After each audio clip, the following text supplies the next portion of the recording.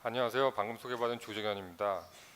앞에 두 분들이 너무 중요한 얘기를 상당히 진지하고 또 질의응답도 상당히 어려운 질의응답이 왔다 갔다 온 것 같습니다. 그래서 저는 수준이 그렇게 안 되기 때문에 다소 가볍고 좀 더 재밌게 한번 얘기를 해볼까 합니다. 그래서 아주 좀 가벼운 얘기를 합시다. 예.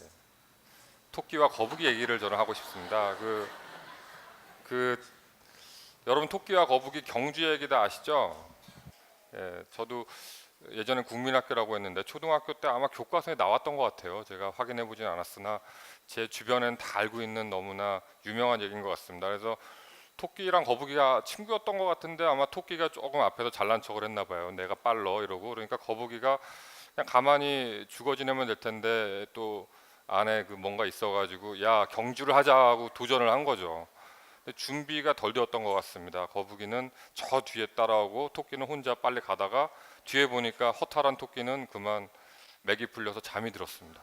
근데 잘 아시다시피 거북이는 슬로우 앤 스테디 꾸준히 가가지고 결국은 잠자고 있는 토끼를 지나서 결승선에 거의 다다르게 됩니다. 토끼가 뒤늦게 일어나서 헐레벌떡 뛰어왔지만 결국에 해피엔딩은 거북이 쪽으로 끝난다는 아주 감동적인 얘기 아니겠습니까? 제가 또 저희 아버지가 저 공부 시작할 때도 인생은 대기만성이야 이러면서 천천히 나중에 뭐 독일말 해도 and that's good, all that's good 마지막에 이기는 자가 진짜 이기는 자다 뭐 그런 얘기 나오는데 그래서 저는 상당히 우리 인생에 있어서 우리가 또 공부하고 어려운 시기를 거쳐오는 현재 시점에 있어서도 많은 교훈을 주는 아주 좋은 얘기라고 생각을 합니다. 그런데 이제 얼마 전에 제가 아는 지인한테 얘기를 들었는데 이 토끼와 거북이 얘기를 인도인가 가서 했더니 여러분이 방금 보여주신 거 얼굴 표정과 같이 토끼와 거북이가 막 이렇게 그래 나도 꼭 이겨낼 거야 지금은 꼴등이지 뭐 이러고 있는데 그 인도 사람들의 표정은 그쪽 사람들의 표정은 되게 의아했답니다. 이해가 안 된다는 표정. 왜 그랬을까요? 왜 그 착하고 성실한 거북이는 친구 토끼를 잠자는 모습을 보면서 그냥 지나갔나? 깨워야 되지 왜 그 혼자 자기 갈 길만 뚜벅뚜벅 앞만 보고 가는 게 과연 같이 살아나가는 이 세상에서 옳은 인재상인가? 여러분 어떻게 생각해서요? 여러분은 토끼입니까? 거북입니까? 예. 오늘 제가 말씀드리려는 거 이제 조금 가볍게 한 다음에 약간 무게감을 더하겠습니다. 오늘 저는 여러분한테 인권하고 국제법이라는 얘기를 간단하게 말씀을 드리려고 합니다. 첫 번째 인권과 관련해서 인권이 뭘까요? 인권 제가 영어는 잘 못하지만 인권 영어로 휴먼 라이트라고 그러는데 또 한자어도 나와 있지만 그냥 풀어서 얘기하면 인간의 권리가 인권이고요. 조금 더 길게 풀면 인간이 인간답게 살 권리를 인권이라고 얘기를 합니다. 그래서 보통 인간의 존엄성이니 뭐 자유와 평등 이런 단어들이 아울러서 같이 얘기되곤 하죠. 그렇다면 인권의 주체, 그 권리향의 주체는 누구일까요? 권리향의 주체. 너무 유치하죠 질문이. 예. 인권이니까 인간의 권리니까 이 권리향의 주체는 당연히 뭐 인간일 것이고 그 인간은 어떤 예를 들면 성별이나 연령에 의해서 차별하는 것이 아니고 모든 인간이라면 모든 인간이 다 인권을 동등하게 향유를 합니다. 또 국적에 의해서 구별되지도 않고요. 외국인에게도 기본적인 인권은 동일하게 부여가 되고 혹 난민이라고 하더라도 인권이 기본적으로 부여되고 오히려 더 큰 보호가 부여되어야 한다는 것이 현재 우리 사회의 일반적인 상식입니다. 그렇다면 동물은 권리가 있을까요? 동물? 있습니까? 없습니까? 있어요? 상당히 앞서 나가시는 분이신데 자, 반대 예를 들려고 그랬더니 그쪽으로 답을 해주셨네요. 동물이 인권이 있습니까?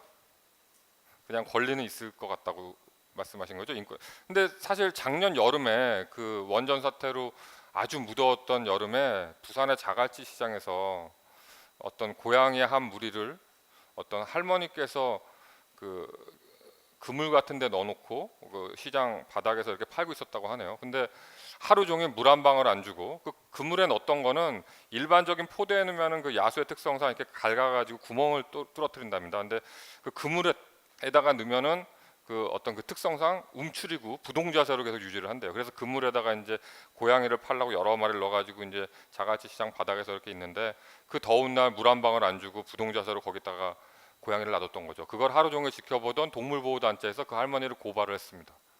그럼 정말 여러분들 말대로 고양이는 권리가 있는 건가요? 뭐 그냥 결론부터 말씀드리면 인간들이 만든 동물 학대 금지법이란 한국의 국내 법률이 있어서 그 법률에 근거해서 그 일부 그 이익의 향유를 하고 있는 그 고양이를 우리가 볼 수는 있지만 그렇다고 우리가 고양이한테 권리가 있다고 얘기하지 않습니다. 고양이가 권리가 있다면 만약에 실제 뭐 고소도 하고 재판에 가서 야옹 야옹 그리고 적극적으로 자기 주장도 하고 그래야 될 텐데 뭐 계약도 체결하고 이렇게 야옹 이러면서 근데 그 성립하지 않습니다. 제가 뭐 간단하게 말씀드렸지만 아무튼 일단 인간이라면 그러니까 동물만 아니면 됩니다. 우리가 동물만 아니고 인간이라면 어떤 종류의 인간이건 상관이 없다. 그 말씀을 강조드리기 위해서 조금 고양이를 희화했습니다. 고양이한테 미안합니다. 네.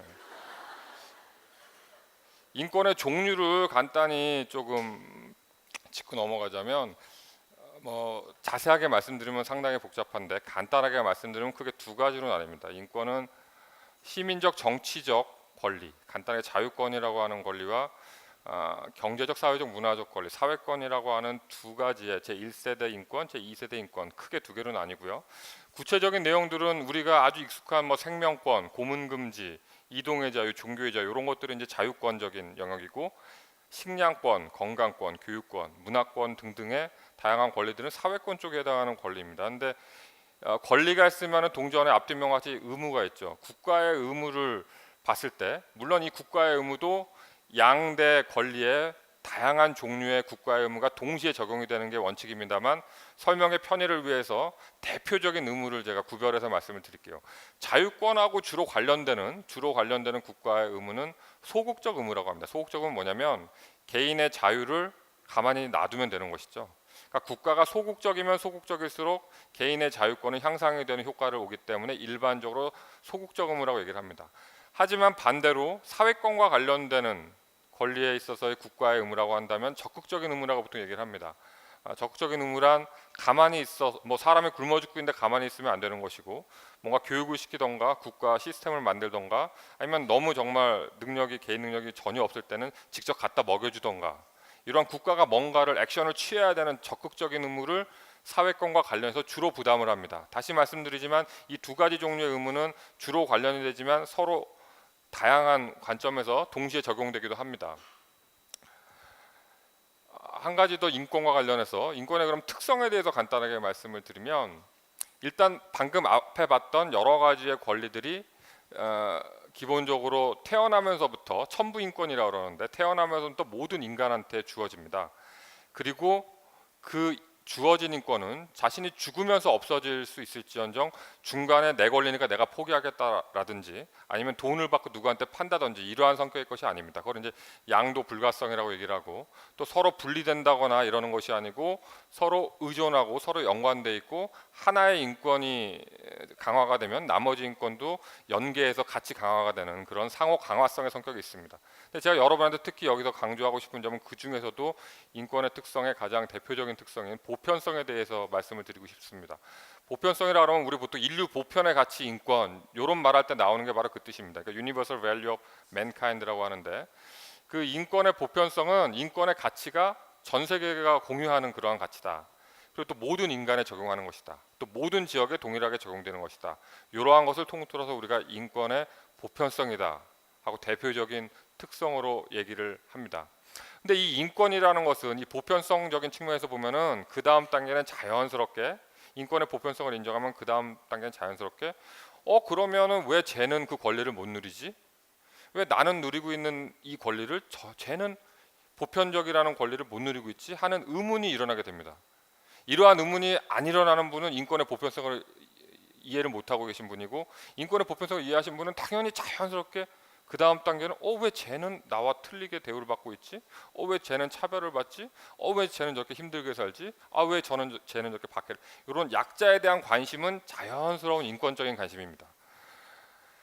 자, 좀 다른 얘기를 이제 하나 해보려고 그러는데요. 이거 아십니까? 꽃보다 알배?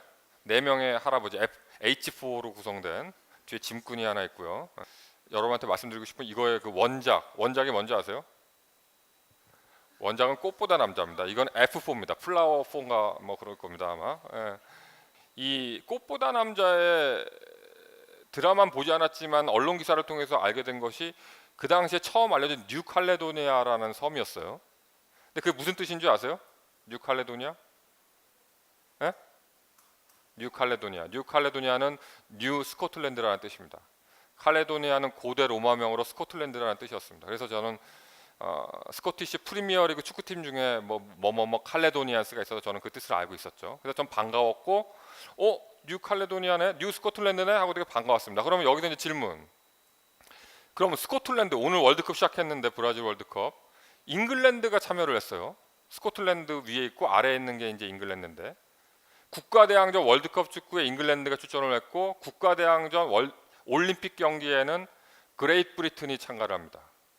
근데 국가만 회원국이 될 수 있는 유엔에는 유나이티드 킹덤이 회원국입니다.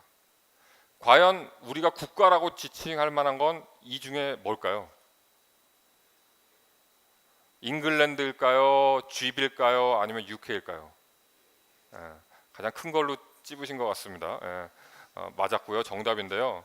그렇다면 국가대항전이라고 하는 그 축구 경기나 올림픽에 나가는 거는 그 특정 목적에 한해서 프라이빗한 국제기구에서 인정을 해준 거겠죠. 어쨌든 제가 이 얘기를 왜 하냐면 제가 국제법을 하는 사람으로서 저에게는 국가가 어딘지가 되게 중요하거든요.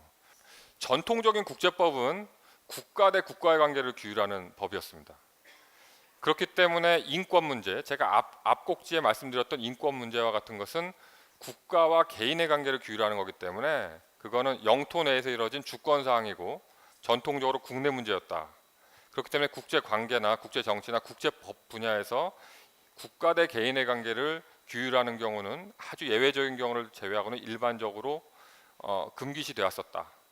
그러한 일반적인 전통적인 어떤 국제관계나 국제법에 대한 관념이 깨진 계기가 바로 2차 세계대전입니다. 2차 세계대전 때는 대표적으로 독일 나치 정부의 유태인 학살이 있었죠. 근데 그 유태인들이 그 당시 어느 나라 사람이었습니까? 이스라엘?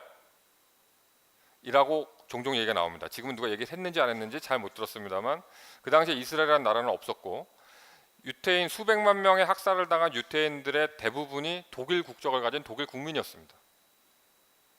근데 왜 독일 정부는 나치 정부는 독일 국민을 단순히 범죄 행위, 살인이나 강도와 같은 범죄 행위를 저지른 것이 아니고 단순히 교회를 토요일 날 유대교를 가고 인종적으로 유대교고 독일 사람들이 많이 먹는 소세지를 먹지 않는다는 그런 비범죄적인 이유로 인해서 집단 수용하고 생체 실험을 하고 학살을 했을까요?